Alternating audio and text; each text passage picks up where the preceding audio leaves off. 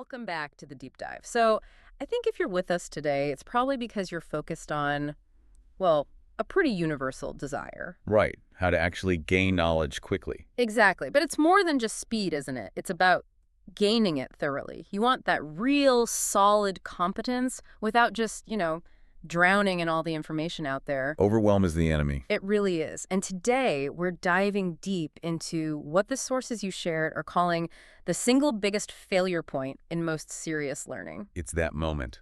We've all had it. Oh, it is absolutely maddening. It's that gap between feeling, total clarity while you're learning something and then facing a complete collapse days or even weeks later. Right when you need it most. Yes. You felt like you understood it perfectly, but then you can't use it. And you're left wondering why all that effort felt so wasted. And all the sources really point to one core problem here. It's the mental model we all sort of carry around for how learning works. The container model, as they call it. Yeah, the container model. It's so simple, which is why it's so sticky. The idea is your mind is a container. A bucket. A bucket. Yeah. And learning is just pouring information into it. You go to the lecture, you read the really well-organized book, you watch the video. And if you paid attention, the information is just in there. Supposedly. Mm. And if that were true, then all you need is effort. Right. Just pure, focused attention. That would guarantee you remember it. But it doesn't. And that's the whole point. So our mission in this deep dive is to really unpack this comforting but totally flawed belief system. And replace it. Well- Replace it with a cognitive model that actually explains why you can put in so much effort and still come up with nothing when the test comes. So, okay, let's start there. Why do we keep falling for this container idea? It feels so correct. Well, it has this incredible power because it aligns perfectly with the internal feeling of learning. That aha moment. Exactly. That moment when a concept goes from being this, confusing fog to being crystal clear. When all the ideas line up, the logic feels flawless. That registers in your brain as progress. It feels like you've moved from not knowing to knowing. And there's a huge comfort factor there, too. Yeah. The model says the input, the reading, the listening, that's the real work. So if you forget something, it's your fault. It's a discipline problem, not a process problem. You must have, missed a key phrase or your mind wandered for a second. Or you just need to review your notes one more time. Right. And it's really reassuring because the fix is easy. Just focus harder next time. What's really fascinating, though, is how it's immediately backed up by what you're calling immediate performance. Yeah, think about it. You're right there in the moment, reading the article or listening to the talk, while that source material is present. The speaker, the slides, the open book. Exactly. While that's there, your brain functions brilliantly.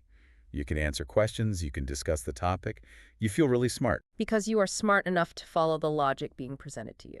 Precisely. The whole system seems to work perfectly.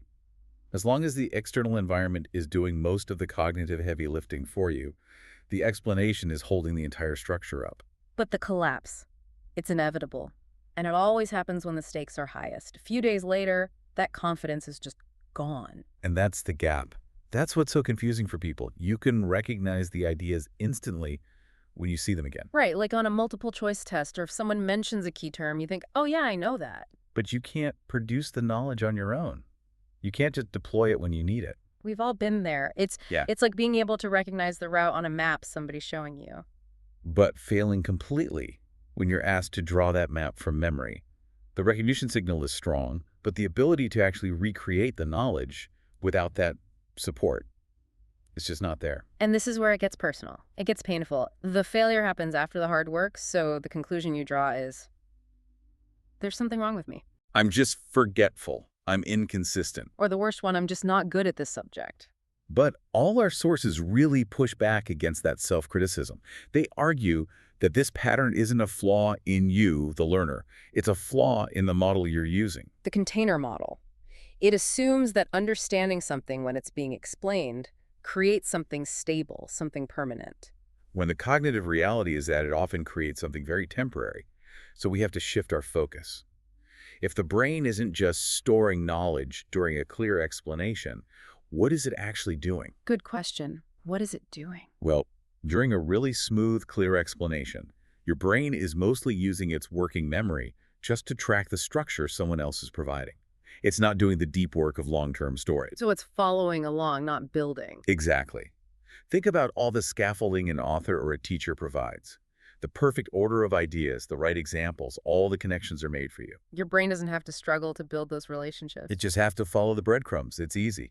It sounds like the cognitive version of watching someone build a complex piece of furniture when they have perfect, pre-sorted instructions and all the parts are labeled. That's a great analogy. It feels smooth Yeah. because all the hard work, the organizing, the prioritizing, connecting ideas has already been done for you by the explainer. And that feeling of tracking, of following, we mistake that for deep understanding. It is a form of understanding, but it's incredibly fragile.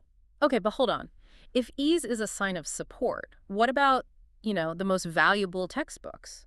They're often written to be as clear and supportive as possible. Aren't they still useful? Oh, absolutely. They're critical. Clear explanations are the necessary scaffolding. They let the construction begin. They make sure the input is correct in the first place. But the danger is mistaking the scaffolding for the actual building. That's the trap. Because when you close the book or the video ends, that external support just vanishes. And now your brain has to do something completely different. It's faced with this massive, unsupported task. It has to recreate that entire structure on its own, from scratch. It has to decide what's important, how things connect. Yeah. It has to rebuild a path that felt so obvious just a few minutes ago. So the failure isn't forgetting the individual facts. It's the failure to reconstruct the internal architecture that holds them together. Precisely. If that reconstruction, that active, difficult process of pulling the information out of your own mind without any cues, if that has never been practiced, your brain will fail. It's not because you forgot, it's because you never actually learned how to retrieve it independently. Exactly. Learning, in a cognitive sense, isn't about intake. It's about creating neural pathways that you can activate on your own without a guide. It's the difference between seeing a path and forging a path. Wow, that is a huge shift. And it brings us to how this plays out in our lives. Because if the brain is wired to only strengthen what it's forced to rebuild, what does that do to how we feel about learning? Well, this is where it gets really tricky. This is where we find this massive inversion, right? Because that whole retrieval mechanism is invisible and it's effortful, learners completely misread their own experience. You learn to trust the moments of clarity. And you distrust the moments of struggle. The irony is just brutal. We feel the most confident when our learning is, cognitively speaking, at its weakest, when everything is being handed to us. And we feel discouraged, frustrated, like we're failing at the very moment that real, strong learning is actually happening. The moment of struggle, when you're trying to retrieve and rebuild that structure yourself. So we're optimizing for completely the wrong thing. We look for study methods that feel good, that feel smooth and simple. We reread our notes over and over again because it creates that nice feeling of recognition, that false sense of coherence. And we treat difficulty, that mental friction, as a sign of personal failure, not as the signal that growth is actually happening. It's basically self-sabotage by seeking comfort.